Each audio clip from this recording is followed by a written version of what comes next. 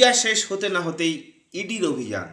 পুর নিয়োগ দুর্নীতি মামলায় আজ সকাল থেকে কলকাতার বিভিন্ন জায়গায় অভিযান চালাচ্ছেন এনফোর্সমেন্ট ডিরেক্টরেট।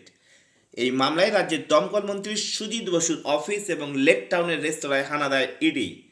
সুজিত বসুর সল্টলেকের BC-88 দপ্তরে চলছে অভিযান। সল্টলেক থেকে 6 রিপোর্ট, SS স্টার নিউজ। সেই ইডি সব জায়গায় আপনার ঘনিষ্ঠদের বাড়ি, আপনার সল্টলেকের অফিস, আপনার চার্টার্ড অ্যাকাউন্টের বাড়ি, এটা কি হচ্ছে দাদা? এখন এটা তো আমি বলতে পারবো না। তার কারণ হচ্ছে ওরা প্রত্যেকবারই এটা করে। ইলেকশন যখন আসে তখন বিশেষ করে যারা পার্টিতে অ্যাক্টিভলি কাজ করে তাদের বাড়ি, অফিস এসব জায়গায় যায়। আজকে আমার অফিসে গেছে, রেস্টুরেন্টে গেছে, তা গেছে, ওরা ওদের কাজ করছে, করুক। আর কি বলা যাবে ওদের? হ্যাঁ, নিতাইয়ের বাড়িতে গেছে। কেন, মানে আপনার অ্যাসোসিয়েটরাই বারবার এরকম ভাবে টার্গেট হচ্ছে কেন? সেটা ওরা বলতে পারবে, এই বলার উত্তর আমি কি করব? যেটা জানা যাচ্ছে যে সাউথ দমদম পৌরসভায় রিক্রুটমেন্টে যে অভিযোগ উঠেছে সেই নিয়ে, মানে রিক্রুটমেন্ট দুর্নীতি যে অভিযোগ উঠেছে সেই নিয়েই রেড।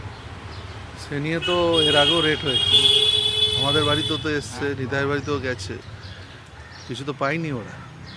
তারপরে আবার ইডি আসছে।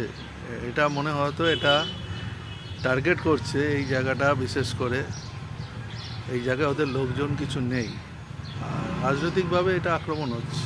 না, পুজোর আগে যেরকম মহালয়া, তেমনি ইলেকশনের আগে তার মানে কেন্দ্রীয় এজেন্সি তাহলে ফিক্স হয়ে গেল। আপনারা বুঝতে পারছেন, আমার থেকে আপনারা বেশি জানেন, আমিও জানি কেন এটা হচ্ছে, সেটা বুঝতে পারছি আমিও।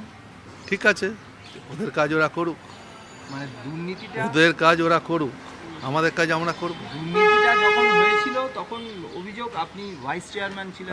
ছাড়ুন না, সে তো দুর্নীতি অনেক কিছু বলেছে, প্রমাণ থাকতে হবে তো। আমি আপনার নামে বলে দিলাম দুর্নীতি করেছে, আর এখানকার মানুষ জানে সব থেকে বেশি, আমার সার্টিফিকেট এখানকার মানুষ।